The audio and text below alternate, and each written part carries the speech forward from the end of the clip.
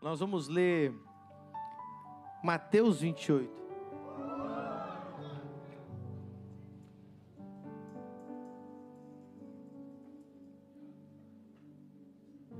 Pode pôr luz, irmão, haja luz. Eu gosto de muita luz. Aquelas ali também pode colocar, ó. Quem gosta de luz, igual eu? Quem gosta de escuridão é o capeta, irmão. Você achou Mateus 28? Eu queria ler ele inteiro, mas eu não sei se ele... Acho que nós vamos ler todo. Hoje merece uma leitura dessa, né? Esse é o texto principal da ressurreição de Jesus, nossa Páscoa. E no fim do sábado, verso 1.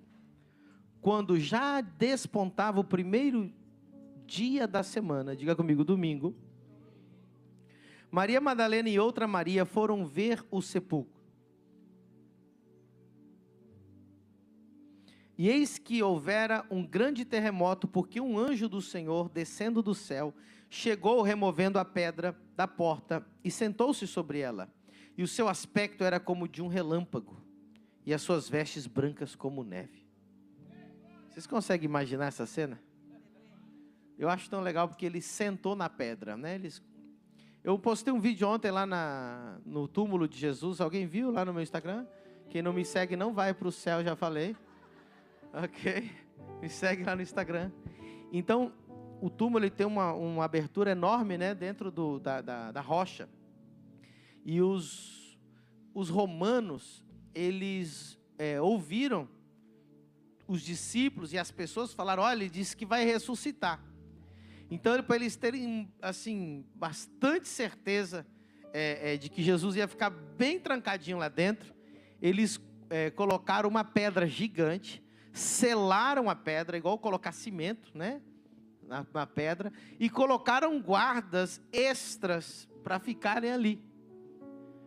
E esse texto está dizendo que esse anjo, removendo a pedra, sentou-se sobre ela. Eu imagino o anjo lá com a perna cruzada assim, sentado sobre aquela pedra, sem preocupação nenhuma, sentado. Aí o que aconteceu? Os guardas, versículo 4, com medo dele, ficaram muito assombrados e como mortos. Mas o anjo, respondendo, disse às mulheres, não tenhais medo, pois eu sei que buscais a Jesus que foi crucificado. Ele não está aqui. Ei, eu entrei lá, no túmulo, no jardim do túmulo, fica perto do Gólgota lá, você consegue ver a caveira. Um dia nós vamos lá, todo mundo junto, amém? Deus vai prover. O dia, ó, já vou avisar para você, o dia que eu falar no púlpito, irmão, nós vamos para Israel, ninguém pode dizer que não tem dinheiro. Você vai falar assim, Deus proverá. Só não vai para Israel, preste atenção, quem não tem fé. Quem tem fé, Deus sempre provê.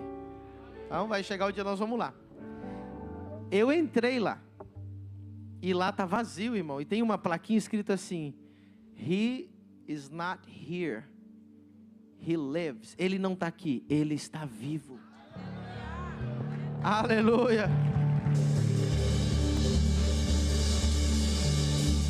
Aleluia. E foi a palavra do anjo, Ele não está aqui, porque já ressuscitou como havia dito. Vinde ver de o lugar onde o Senhor jazia. Verso 7. E depois imediatamente dizei aos seus discípulos que já ressuscitou dentre os mortos. E eis que ele vai diante de vós para a Galileia. Ali o vereis. E eis que vou-lo tenho dito. E saindo elas apressadamente do sepulcro com temor e grande alegria, correram anunciá-lo aos seus discípulos. E indo elas a dar as novas a seus discípulos, eis que Jesus lhes sai ao encontro dizendo, eu vos saúdo. Só de ouvir a voz dele, imagina como é que foi. Ah, irmão, isso aqui é bom para a imaginação, assim, eu amo ficar imaginando como foi. E elas chegando, abraçaram os seus pés e o adoraram. Então Jesus disse-lhes: não temais, ide dizer a meus irmãos que vão a Galileia, e lá me verão. E quando iam, eis que alguns da guarda, chegando à cidade, anunciaram aos seus principais sacerdotes todas as coisas que haviam acontecido. Então ninguém melhor para testemunhar do que tinha acontecido do que os próprios guardas. Porque os guardas, irmãos, os guardas viram melhor a ressurreição do que as próprias mulheres que estavam lá. Porque eles viram a pedra rolando, eles viram o anjo sentado na pedra, e provavelmente eles viram Jesus saindo, andando, provavelmente cumprimentando. Aí, bom? Com certeza. Aí esses guardas, né, foram contar para os sacerdotes, foram contar para os principais o que tinha acontecido.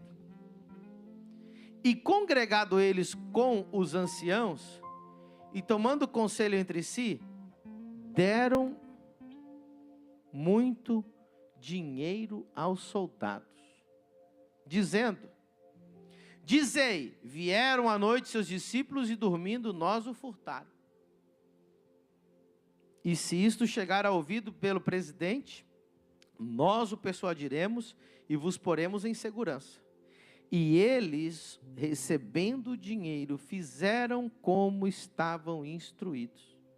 E foi divulgado esse dito, de que Jesus não ressuscitou, entre os judeus, até o dia de hoje. E os 11 discípulos partiram para a Galileia, para o monte que Jesus lhes tinha designado. E quando viram, o adoraram, mas alguns duvidaram. E chegando-se Jesus, falou-lhes dizendo: é-me dada toda a exousia, todo o poder, toda a autoridade, no céu e na terra. Portanto, ide, fazei discípulos de todas as nações, batizando em nome do Pai, do Filho e do Espírito Santo, ensinando-os a guardar todas as coisas que vos tenho mandado. E eis que estou convosco todos os dias até a consumação do mundo. Amém. Vamos aplaudir o Senhor por essa palavra.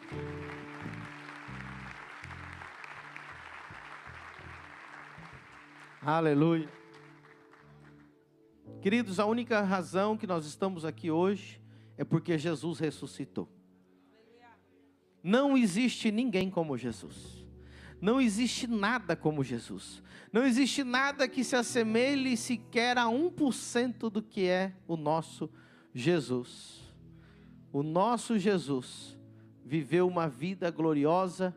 Ele curou os enfermos, Ele expulsou os demônios, Ele ressuscitou os mortos, Ele deu vista aos cegos, Ele andou sobre as águas, Ele transformou água em vinho, Ele abriu os ouvidos dos surdos, Ele multiplicou os pães e os peixes, Ele, aleluia, fez aparecer uma moeda de ouro na boca de um peixe, Ele encheu a rede de Pedro. Jesus, ele falava com as multidões, e diz a Bíblia que às vezes que ele pregava multidões, todos eram curados sem exceção. Colocaram um paralítico, abriram o telhado diante dele, desceram o paralítico e ele curou aquele paralítico.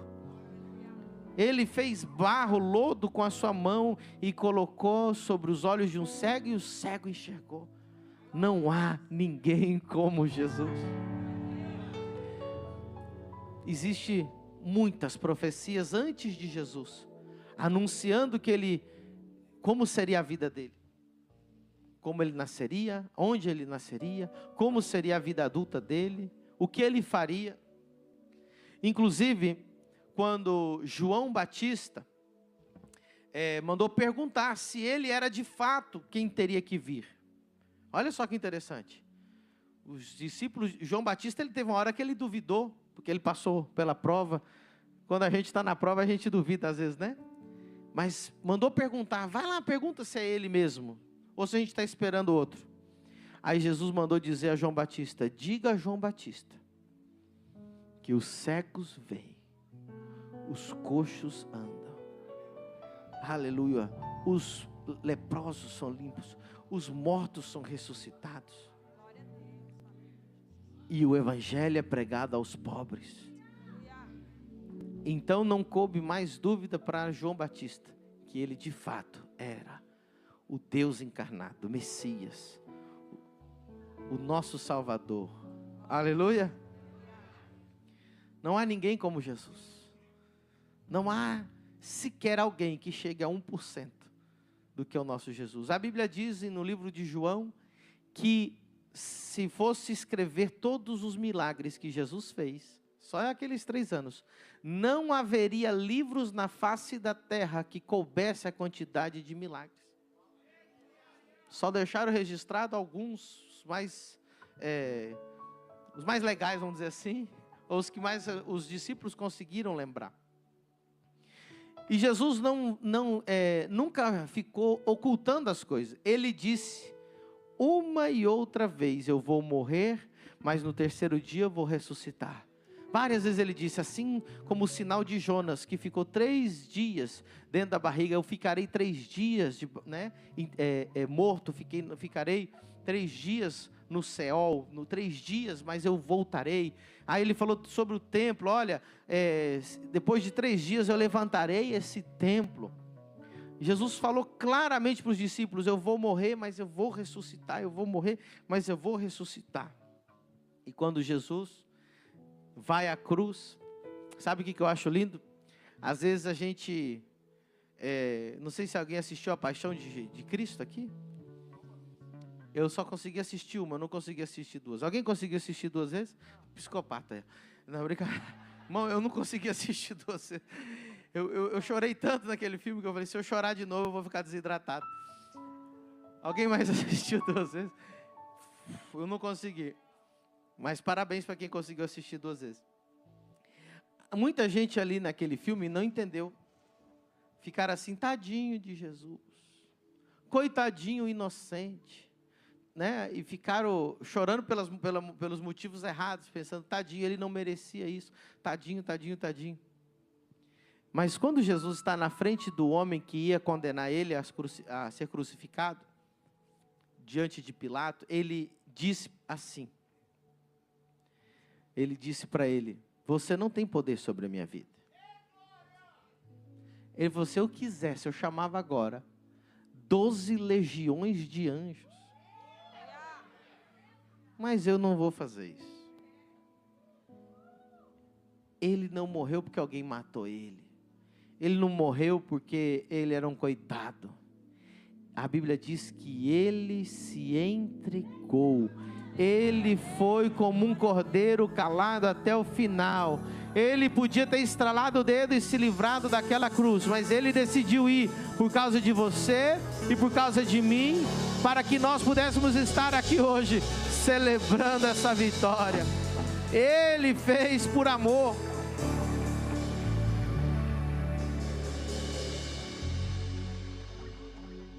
Eu tenho umas viagens assim na minha cabeça, que quando eu chegar no céu, vai ter que ter um telão de LED lá.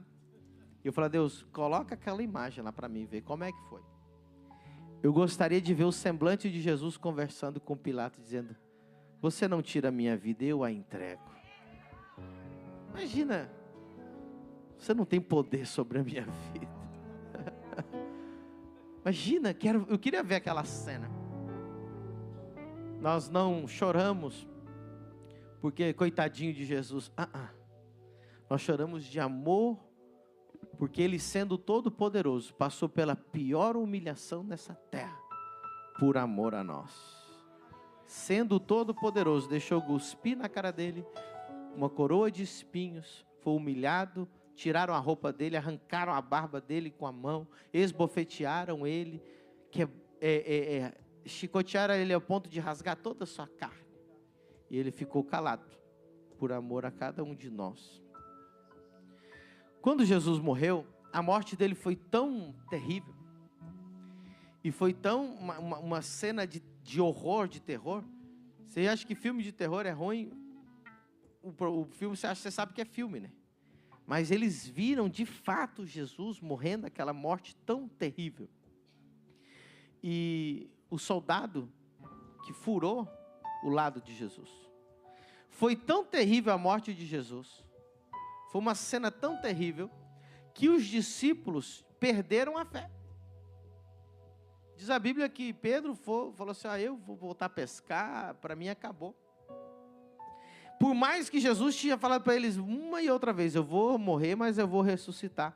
Eles nem acreditavam mais nisso.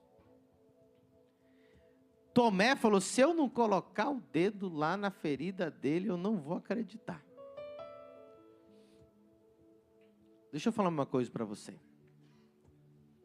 Hoje o mundo questiona a ressurreição de Jesus. Hoje os ateus, a escola, as universidades questionam. Mas existem umas razões.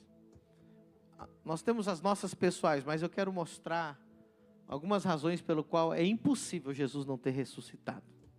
Diga comigo, é impossível Jesus não ter ressuscitado. Quando Jesus morreu na cruz, os discípulos estavam apavorados. Os discípulos tinham perdido completamente a sua fé. Os discípulos voltaram às suas vidas passadas. Mas quando eles se encontraram com Jesus ressuscitado, foi tão real como é real vocês estarem me vendo aqui nesse púlpito agora, que eles tomaram tanta força, era tão real para eles, que eles desafiaram o mundo, o judaísmo, o Império Romano, e eles estavam dispostos a morrer a pior morte. Ninguém vai morrer uma morte tão terrível como todos os discípulos de Jesus morreram por uma mentira. Eles entregaram as suas vidas. Pedro foi crucificado de cabeça para baixo. Outros foram cerrados no meio, outros foram colocados vivos dentro do óleo para ser fritos vivos, outros foram colocados fogo, e assim por diante, um atrás do outro morreram, e nenhum deles negou a Jesus, porque ninguém entregaria sua vida por uma mentira. Para eles foi tão real, tão real, tão real, que eles estavam dispostos e fizeram isso, e entregaram a sua vida até o final.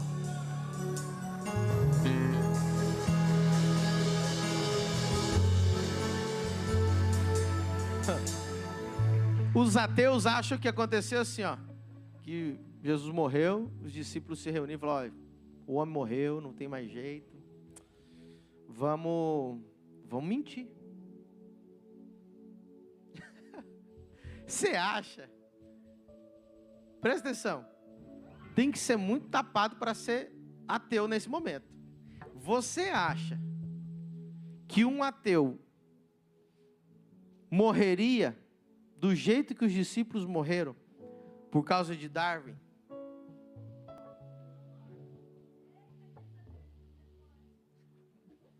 Coloca ele numa mesa de tortura e fala assim, nega Darwin, senão você vai morrer. Meu irmão, não precisa, nem vamos continuar a conversa, está negado.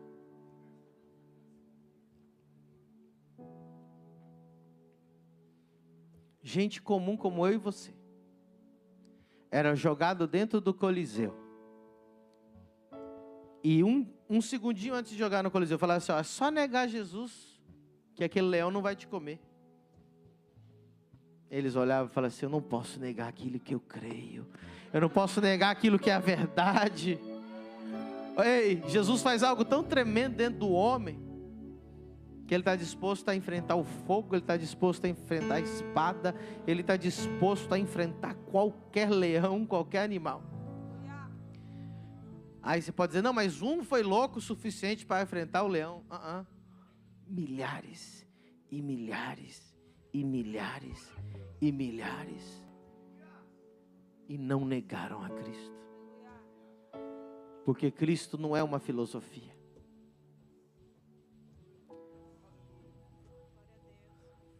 Esse dia eu vi alguém fazendo um questionamento que eu achei muito interessante.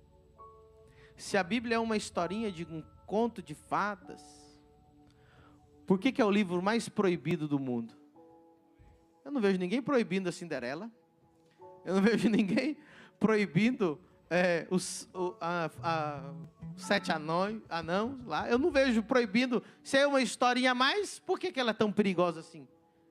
Por que eles querem pôr fogo? Por que homens morreram por causa da Bíblia? Porque a Bíblia é o livro mais perigoso do mundo.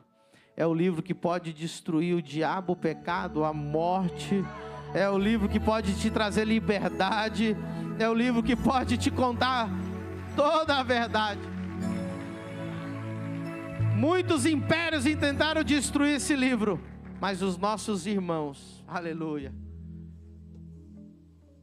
Uma vez eu fui no Museu da Bíblia, nos Estados Unidos, onde conta como a Bíblia foi preservada. Queridos, se nós temos esse livro hoje aqui, é porque pessoas deram a sua vida, literalmente.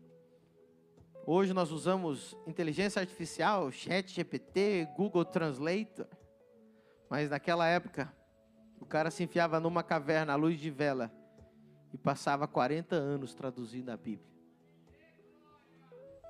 Você acha que um cara vai ficar trancado numa caverna 40 anos, escrevendo a dedo, e se ele errasse, ele jogava fora e começava de novo, para escrever uma mentira para a gente?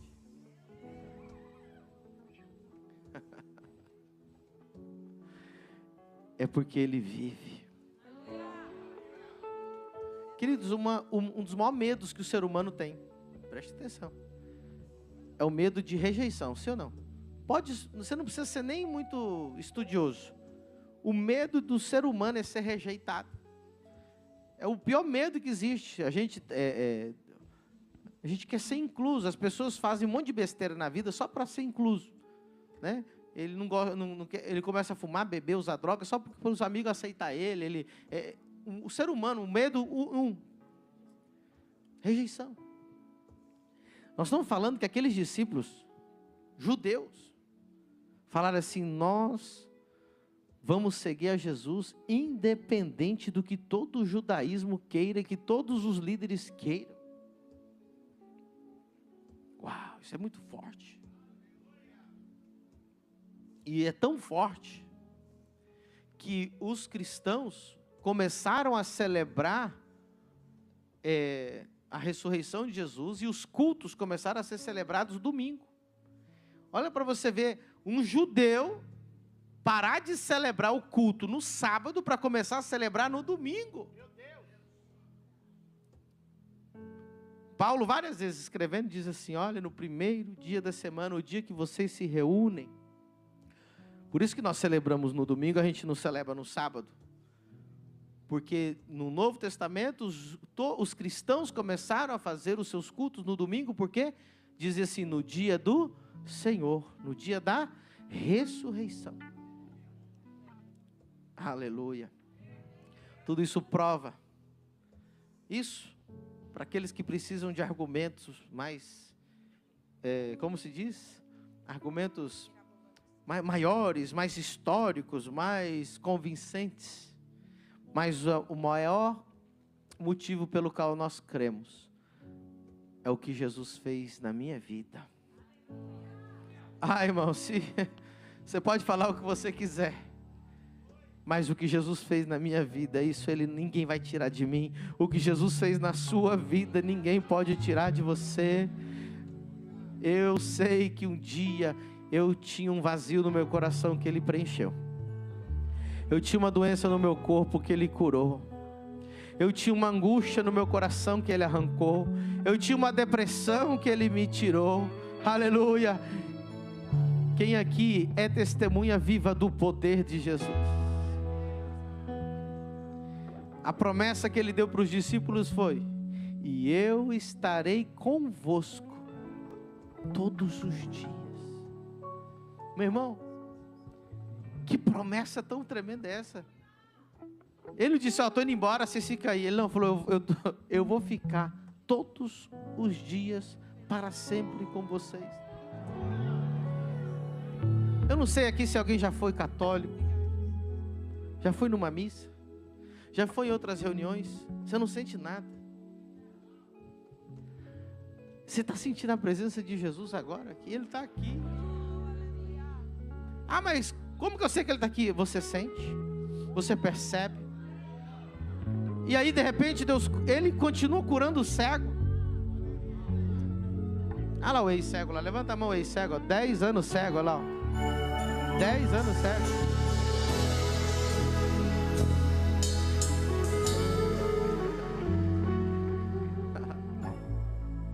Ele continuou curando.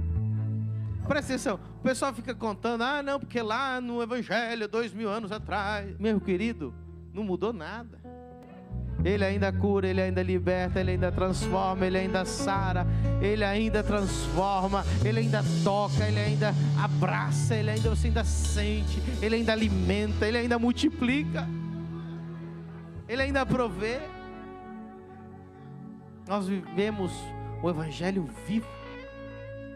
Acho que a maior tristeza que pode existir é um cristão viver uma religiosidade, viver um Jesus histórico. Eu amo Jesus histórico porque eu gosto de ler história, eu gosto de estudar história. Mas um Jesus histórico não vai fazer nada na minha vida agora. Eu amo esse Jesus que Ele disse aqui, ó, ensinando-os a guardar todas as coisas que eu vos tenho mandado.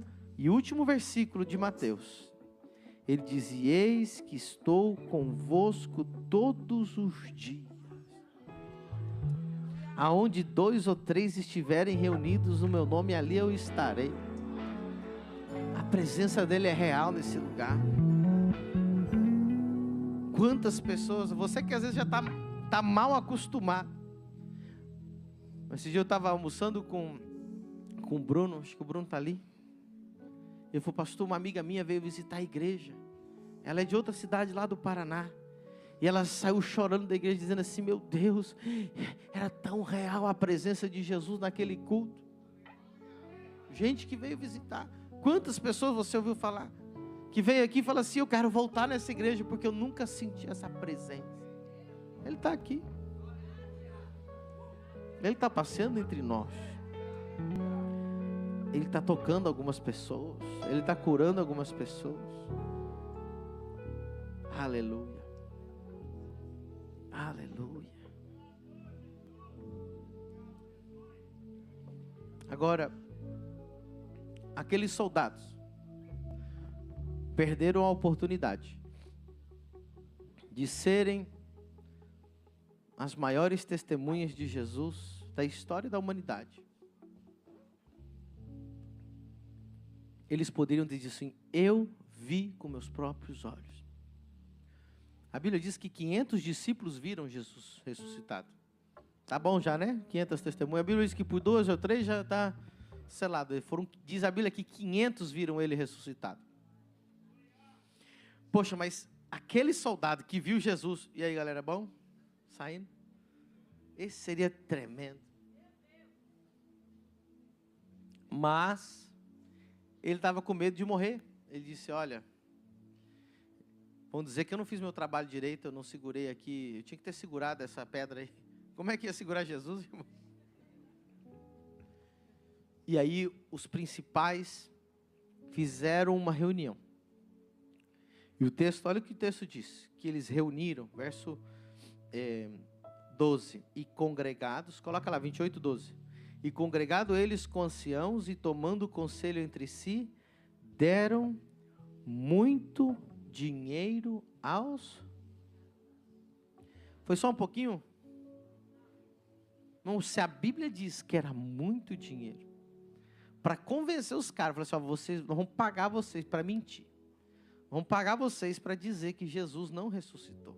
Vamos pagar para dizer que vocês são as pessoas mais incompetentes do mundo. Um bando de soldado aqui vai dizer que os discípulos desarmados roubaram vocês.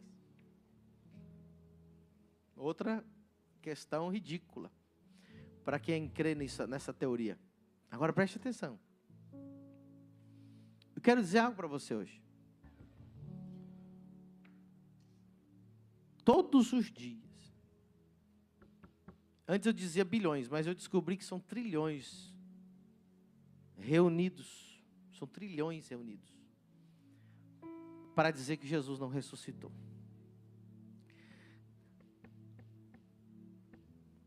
O presidente Biden declarou o dia da Páscoa como mais um dia do orgulho gay.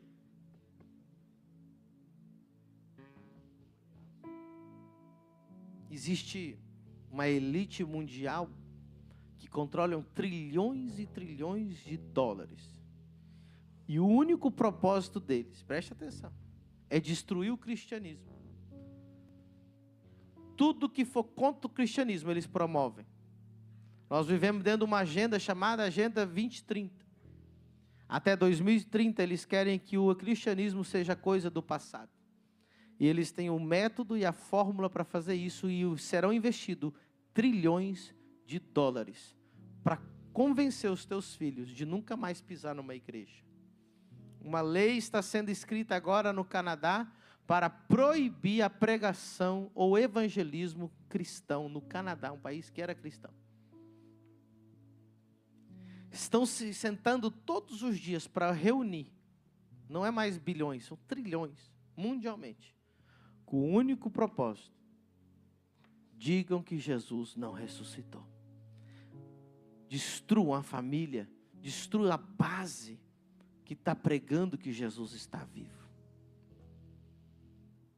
Se você olhar, esses fundos são investidos sempre em filmes que vão contra a família. São sempre investidos em música contra a família. Você acha, por exemplo, que Pablo Vittar ficou famoso porque ele sabia cantar.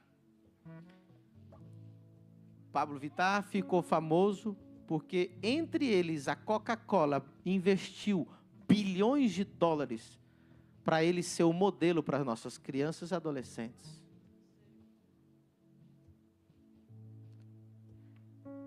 Empresários, aí você vê o Burger King que coloca um modelo, um ator pornô, sempre denegrindo a Jesus. O MST postou uma imagem chamando Jesus de bandido. Milhões e milhões e milhões são investidos lá na Sapucaí para mostrar Jesus envergonhado e o diabo pisando na cabeça de Jesus. Os empresários do diabo ganham todo o seu dinheiro e colocam todo o seu dinheiro para destruir a sua família.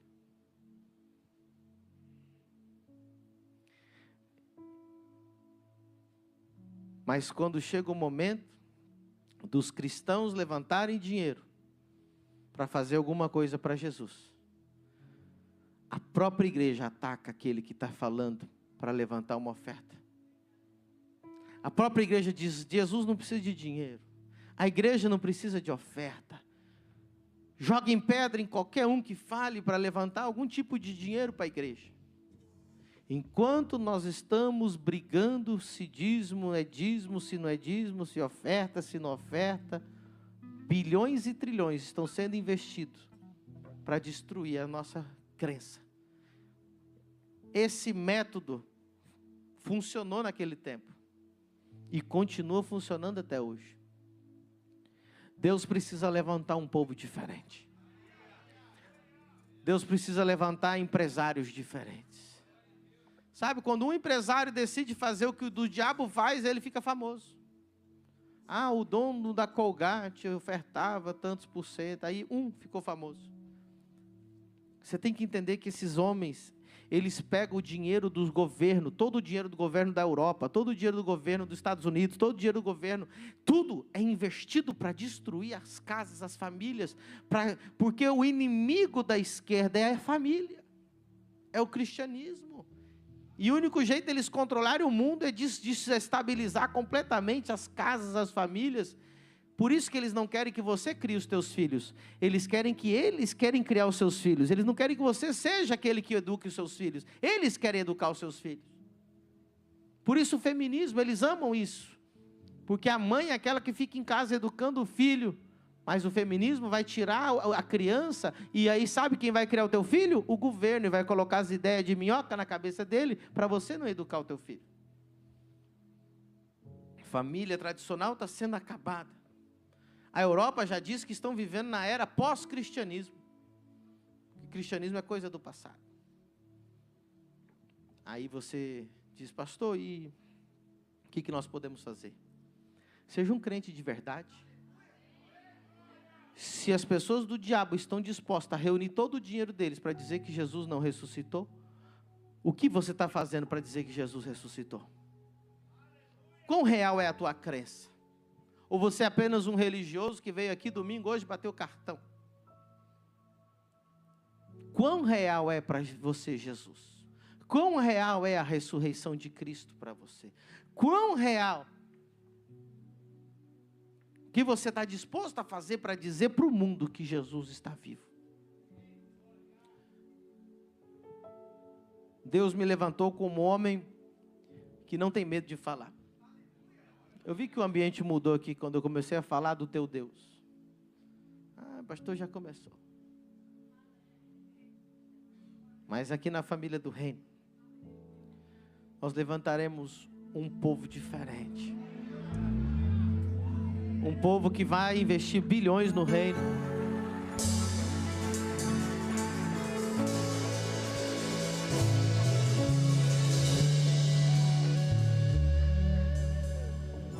Eu não quero morrer sem antes ter deixado aqui nessa terra um caminho pavimentado onde milhares de jovens vão ter uma universidade cristã para eles crescerem.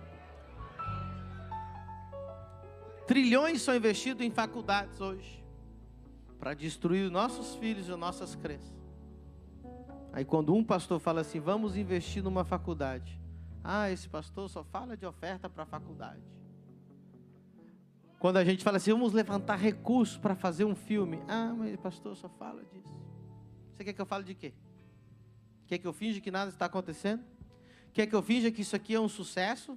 Ah, nossa, que sucesso. Se tudo que a gente alcançou foi essa meia dúzia de pessoas aqui, nós fracassamos. Essa igreja, se só é isso, nós já fracassamos, meu irmão. Porque eu vejo todos os dias estádios lotados. Preste atenção. Para adorar Satanás. Estádios lotados. Estádios lotados. E o que a igreja está fazendo? Brincando de ser crente. A gente quer dar o pior para Deus. E nós consumimos esse conteúdo ainda. Olha para você ver. Assistimos esses filmes, escutamos essas músicas e falamos que não tem nada a ver. O demônio do nada a ver tomando conta. Pastor, a palavra estava tão boa quando estava falando que Jesus ressuscitou. Eu quero chamar hoje a atenção da igreja. Que nós temos que ser mais sérios. Nós temos que ser mais entregues. Se você não está disposto a entregar tudo, é porque para você Jesus é uma religião, não é uma verdade absoluta. A diferença é que para mim é uma verdade absoluta. Eu estou disposto a entregar absolutamente tudo, inclusive a minha vida, pelo que eu estou pregando. E eu vou fazer isso até o final. E se eu puder inspirar um ou outro no meio dessa multidão para fazer o que eu estou fazendo. Se eu puder inspirar empresários que não pensem mais em ganhar dinheiro para si, mas que pensem em ganhar dinheiro para fazer o reino de Deus avançar. Se eu puder inspirar mães a que eduquem os seus filhos no Evangelho. Se eu puder inspirar pais que assumam o sacerdócio da sua casa e que ministrem o Evangelho na sua casa. Tem gente que só vai no culto nos domingos. Tem gente que só vai uma vez no ano, na Páscoa. Jesus precisa de discípulos fiéis até a morte. Está chegando uma perseguição, cada dia mais está se apertando. E Deus vai provar quem é e quem não é. Você está pronto para ser provado? Você está pronto para sofrer pelo amor de Jesus? Talvez não é a mensagem que você queria ouvir essa manhã, mas é a mensagem que nós precisamos ouvir nessa manhã. Eu creio que nós estamos indo por um caminho certo, a família do reino. Semana que vem nós vamos ter o nosso congresso estadual da cultura. Nós vamos começar a escrever projetos e vamos começar a pegar essas verbas que é enviado para Satanás e nós vamos investir na cultura cristã, em shows cristãos, em filme cristão, série cristã, ONGs cristãs. Nós precisamos acordar, igreja. Nós vamos fazer o que ninguém está fazendo. Eu tenho orado quase todos os dias para Deus nos dar essa universidade cristã. Eu já oro pelo terreno, eu já fico imaginando o terreno. E eu fico pensando, Deus vai precisar no mínimo uns 2 bilhões de reais. Da onde vai vir? Eu acho que Deus vai levantar uns multimilionários nessa igreja. Eu falo, Deus, levanta nessa igreja. Aí a gente reclama, eu mandei meu filho para a faculdade, ele virou uma coisa louca lá dentro da faculdade. Então vamos fazer uma faculdade cristã, onde eles possam aprender palavra de Deus enquanto eles estão estudando, amém?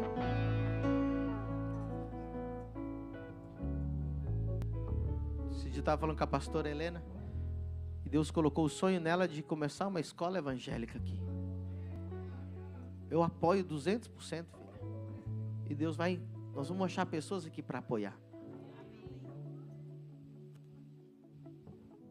E quero terminar dizendo o seguinte: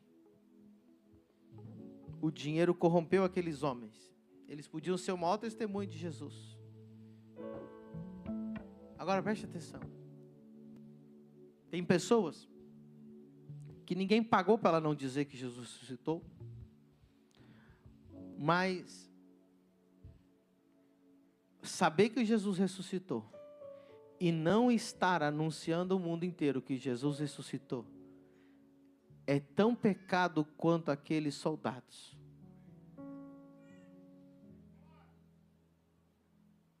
Eu me expliquei bem? Você sabe que Jesus ressuscitou. Você sabe que Ele é o caminho, a verdade e a vida. E você não está fazendo nada para dizer para o mundo inteiro isso. Essa omissão, ela é tão pecado quanto aquele que foi pago para não falar nada. Eu pergunto para vocês, se eu tivesse a cura do câncer 100% demonstrada e eu não desse para ninguém, isso não seria um pecado? Isso não seria uma desgraça? Isso não seria uma coisa terrível? Sim ou não? Todas as vezes que você guarda para você que Jesus salva, cura, liberta, transforma e te dá salvação eterna, você está cometendo algo terrível na sua vida. Você está deixando esconder o bem mais precioso dessa terra. O que nós temos que fazer então, pastor? Nós temos que gritar para o mundo inteiro ouvir: Ele vive, Ele ressuscitou, de todas as formas possíveis.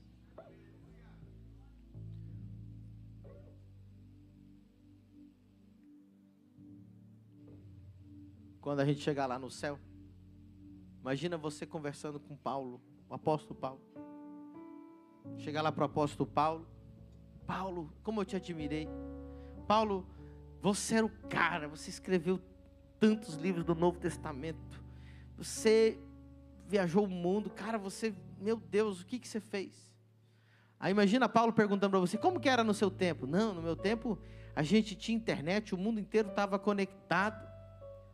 Aí imagina Paulo dizendo para você: então você podia pregar para qualquer pessoa na face da terra, em qualquer lugar do mundo, sem precisar entrar num barco e naufragar igual eu?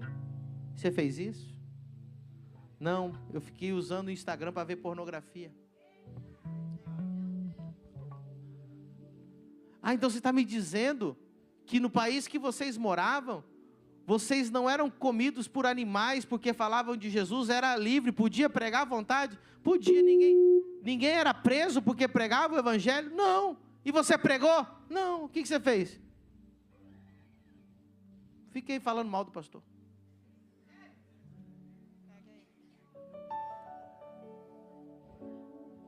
Não, então você está me dizendo que no tempo que você viveu, a internet existia, podia pregar para o mundo inteiro, você podia fazer vídeos, você podia evangelizar, você podia pregar na rua, você podia fazer o que quisesse e não fez nada.